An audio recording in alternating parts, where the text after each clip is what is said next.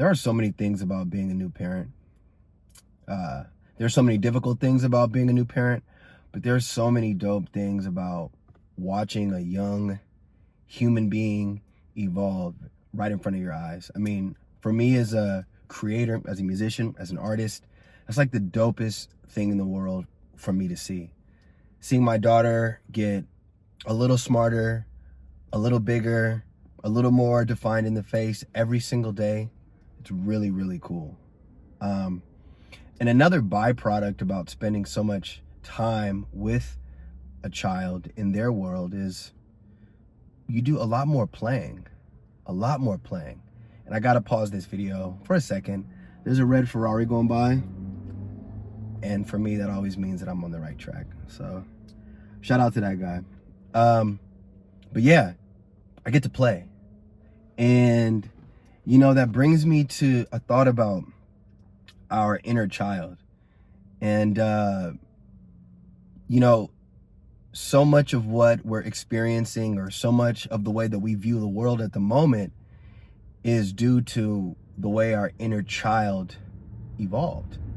And, you know, like I said, being a dad right now, being in primary control of that sort of development is a big responsibility, a major challenge, but it's something that I know is extremely important and extremely valuable for her. So because of that, I take great intention and great care with what I show her, what I'm introduced to her, things that we do together, the way that I speak around her, all the things. Sometimes I mess up. Many times I mess up.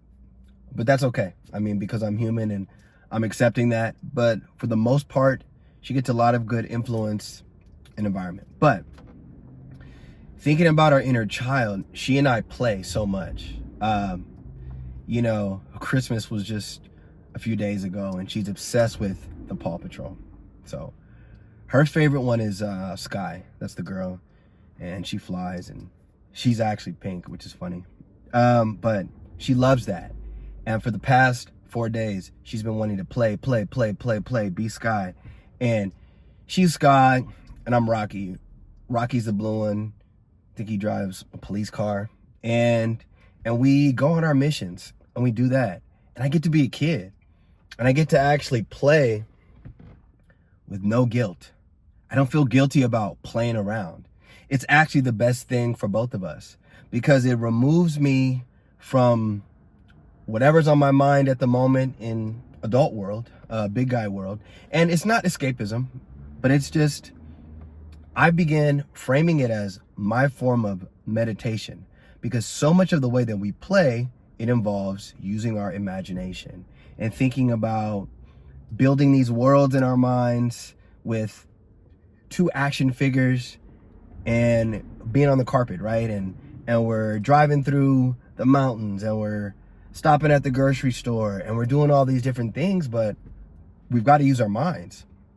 So what I've begun doing is I've started using that as my meditation time. And it's been beautiful for me because it's completely guilt-free.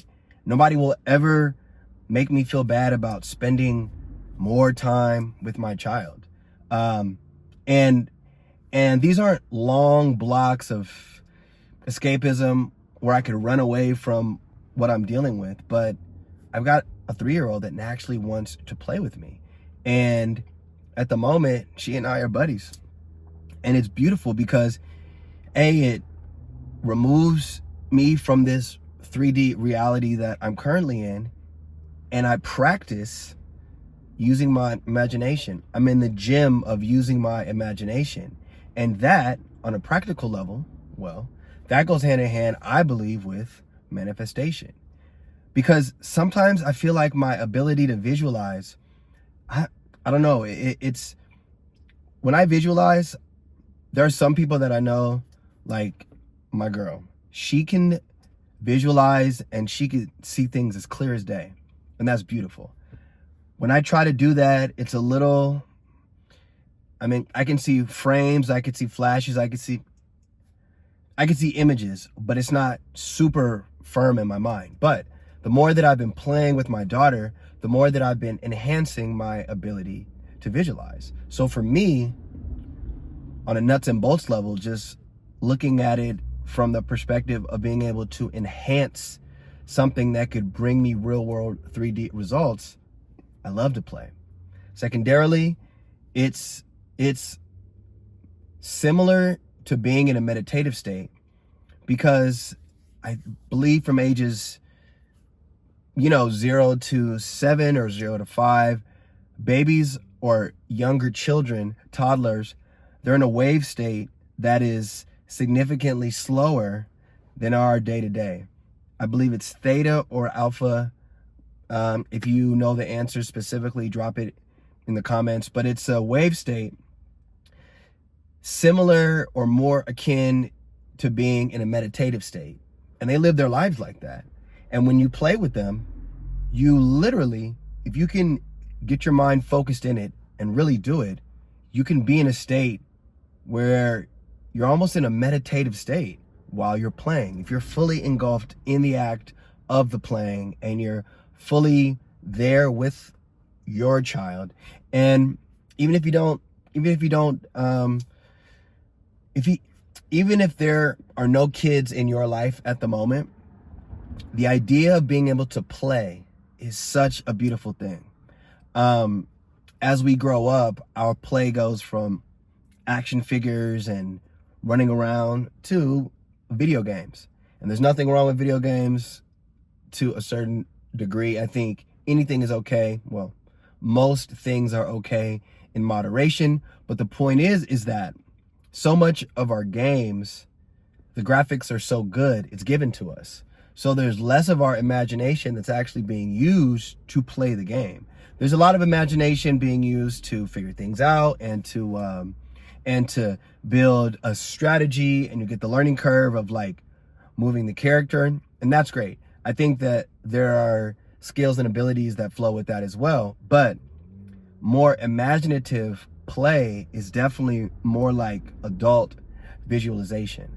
So for me, I really relish in the moments that I get to play, and I've begun to. When she was first born and she wasn't really able to play, it was a lot of me like holding her, walking around with her, listening to music, dancing, and that was a different sort of meditation that I got with her. I mean, that was beautiful as well. But being able to play in a way that utilizes your imagination and can temporarily remove you from the blanket of the 3D reality that may or may not be weighing you down in the moment, I think is such an important thing. So if we could learn to find our own version of play, I think it would be hugely beneficial for us. Because then again, going back to the original thing or the original topic, we can maybe dig into and tap into our inner child and see if or what are those things that really shaped the way we live our life. Because at some point when you were a kid and you were playing carefree, you didn't care about the responsibilities even that you had then around you. Once you began playing, you got sucked in, and it was great. That was the only thing that you cared about. Whether that was playing with action figures, playing tag, playing a sport, whatever it was at that age, we were able to lock in. And at some point, or it's not a point, it's a gradual shift. It's a gradient of energy where you go from being fully engulfed in the moment and being extremely present. That's another thing. Kids are so present. All they care about is what they care about in the moment, for the most part.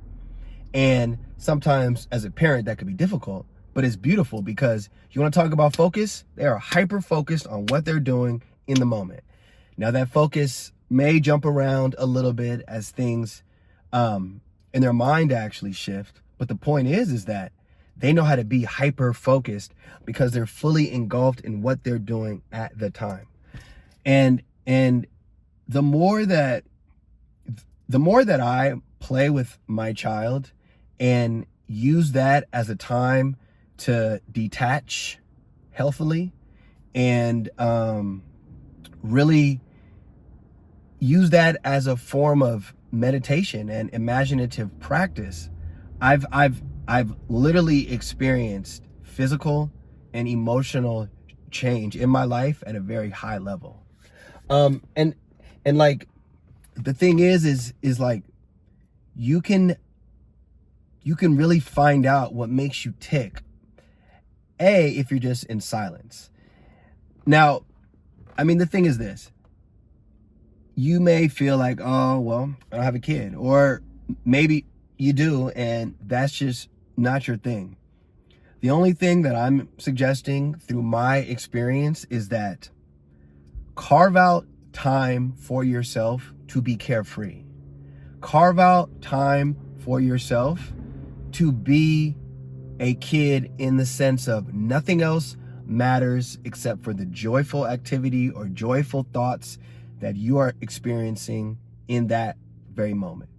If you could begin with, let's say, 5 minutes a day, but an intentional 5 minutes a day where you give yourself the opportunity to be joyful, to be present, to be happy, to be yourself, to be an individual, to live without judgment, to live without fear. That's another thing. Kids, when they're in their own bubble, are completely fearless. Their fear comes primarily from external stimuli. Like they saw something, there was a noise, there's a dog, something scares them, right?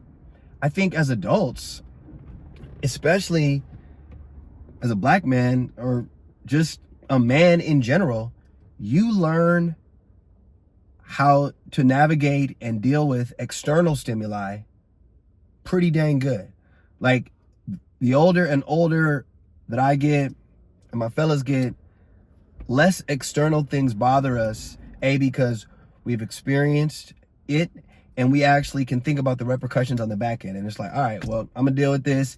And I mean, at the end of the day, for me, it's like, this is either gonna be something that I'm gonna have to apologize for, pay for, run from, or fight.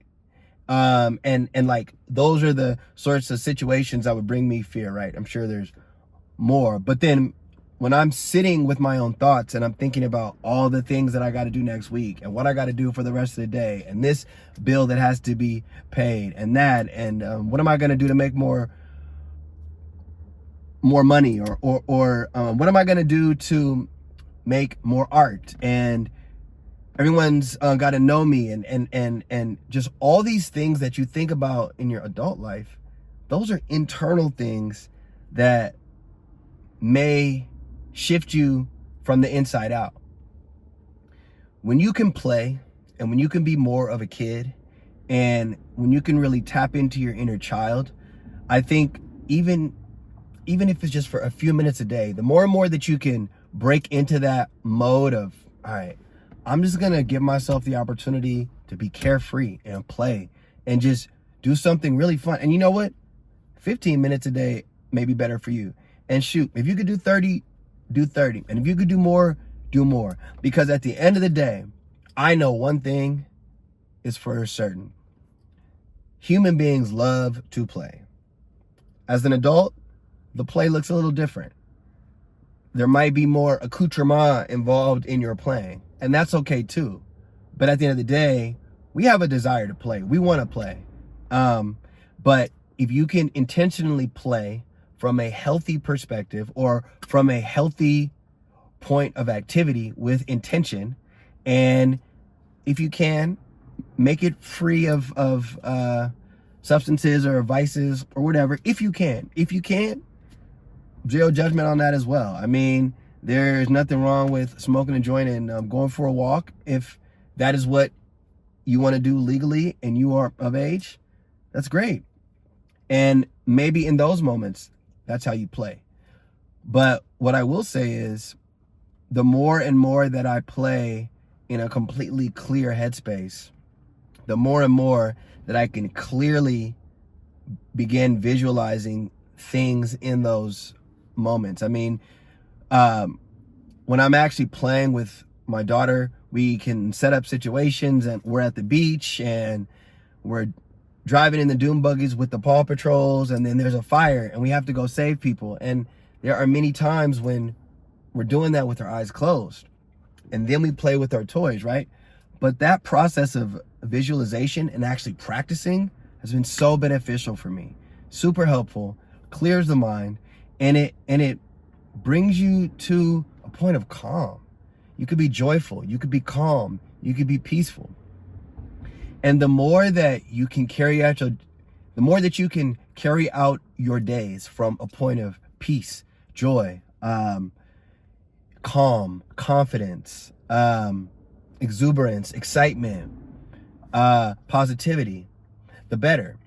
And if you could set yourself up for that intentionally, to live that way, more and more, little by little, day by day, you'll notice that your days get better, and the moments where you have to sift through some sort of strife or some sort of obstacle, it becomes more manageable, and it's less of what you're doing. It's less of your day dealing with that.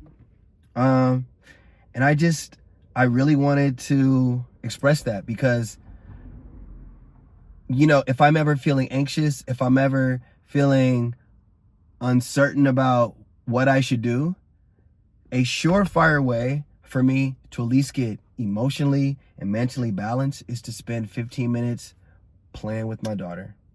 Because in those moments, she's the only thing that matters. We're the only thing that matters. And I'm literally living through love in those moments. And that is a vibration. That is a frequency. That is a state of being, which I will never feel bad about, especially when it's got something to do with someone that I love that looks at me as an influence on her life. And I take that responsibility very seriously. And it's really cool because the better dad that I can be through giving of my time and my attention, it always brings me to a better state of being as a person, as Brett, as the individual. So I just wanted to share that. Do more playing, do more praying, do more breathing, stay more calm, and really carve out moments for yourself where you could just be in a state of simple bliss.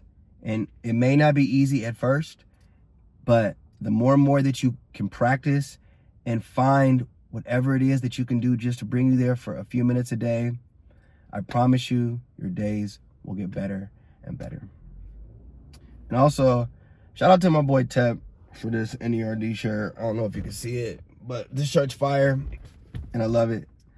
Thanks, bro. Also, Eagles beat the hell out of the Cowboys today. That was dope. So, it was a good Sunday. Oddly enough, I filmed a video last night about emotional stability, and right after I filmed the video, the battery on my car died. And it was like, oh, universe, you playing with your kid. You playing with the boy. But it was good because I stayed emotionally centered. I got it figured out. I tried to start up the car a few times, and then it worked. I know the battery is still low, and I'm actually waiting for AAA right now, but the car is working now. So the point is, the more and more that you can play with the universe and actually practice what you preach, and the more and more that you can give yourself intentional play, in my life, it has served me very, very well. So I wish everybody a great beginning of their week as we approach this new year. If it's really the new year, I know the calendar is a little wonky. There's a few theories about that, but I do wish you a blessed 2025. I'm sure we'll be talking before then, but I just wanted to say that. And yeah, love y'all. Peace.